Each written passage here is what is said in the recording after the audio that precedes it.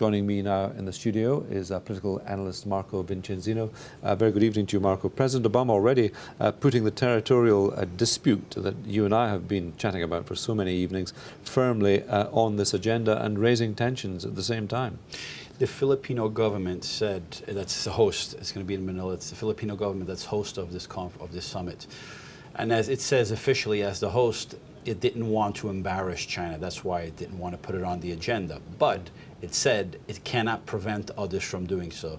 What it meant to say was that the Philippines didn't want to take the initiative in bringing the issue because of repercussions from China, but to let the U.S. do so. And in this sense, Obama has a lot of support from a lot of other regional powers who may not want to speak up because of China's its presence in the region. It can intimidate the other minor countries, the other claimants to the South China Sea.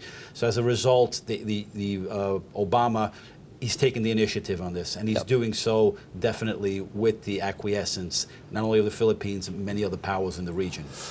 China tonight insisting that all along so far it has acted with great restraint. I mean, can we see things getting ugly?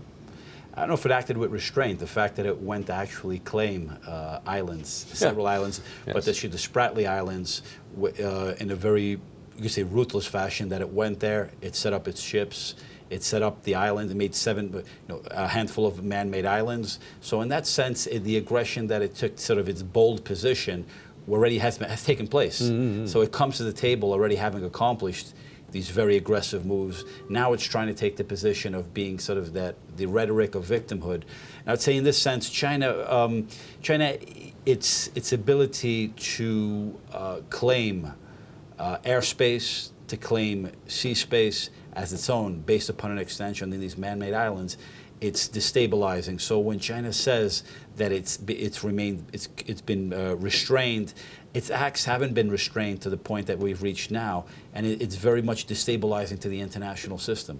And I mean, by destabilizing, you're looking at an area, a region, South China Sea, those waters responsible about 20% of global trade, $5 trillion of trade every year, which until recently have been very peaceful in recent decades. And speaking about trade, away from that territorial dispute, then this long-awaited Pacific Trade Pact dominating discussions away from the territorial dispute. Well, you have two sets of pacts being being pursued in the region, which reflects the rivalry between China and the United States. China is leading its own series of free trade agreements with some neighbors to the exclusion of the U.S., while the U.S. has taken the initiative of leading another series of what you call these free trade agreements to the exclusion of China. So although now that we see security dominating and terrorism, the terrorism issue is also coming up at this conference also, is that even in the trade side, it reflects that rivalry, that geopolitical rivalry between both sides. Okay, Marco, thank you very much indeed for that.